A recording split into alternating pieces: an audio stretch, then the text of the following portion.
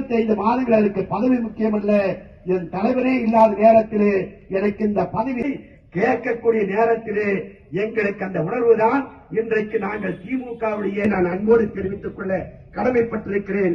நான் மாநில தூய்மை பணியாளர் நல வாரிய தலைவராக இருந்தேன். எனக்கு மாதத்திலே தூய்மை பணியாளர் வாரியத்தின் தலைவராக யாரும் என்னை கோவித்துக் கொள்ளக்கூடாது.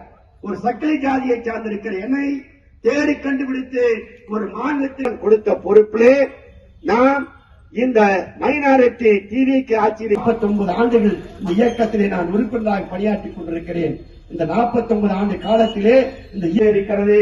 நாங்கள் ஆளுங்கட்சியாக இருக்கிற நேரத்திலே எங்களுக்கு வயது 30 இருக்கிற நேரத்திலே ஆட்சி மாறினாலும் அதிகாரம் மாறினாலும் நீ முதலமைச்சராக பொறுப்பேற்றாலும் எங்கள் தளபதி கொண்டு வந்த மகளிர் உரிமை தொகை, மகளிர் விடியல் பயணம், நான் முதல்வன் திட்டம், புதுமை பெண் திட்டம், இது போன்ற திட்டங்களை எடுக்கலாம் என நீ கனவு கண்டால் மக்கள் அச்சப்படுவார்கள், கோபப்படுவார்கள், கொந்தளிப்பார்கள், போராடுவார்கள்.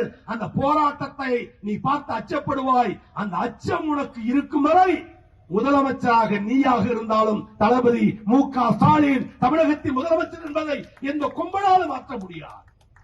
கடனை வட்டியை முதலமாக திருப்பி செலுத்த காத்திருக்கிறான். நேரம் வரும் பொழுது அனைத்து இடங்களிலும் திராவிட முன்னேற்ற கழகம் வெற்றி பெறும்.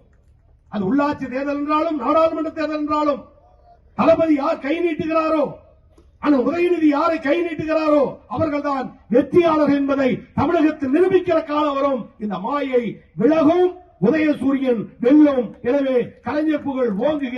வாக்களித்த வாக்காளர்களுக்கு நன்றி. ஏற்பாடு செய்த அண்ணன் தென்றல் செல்வராஜ்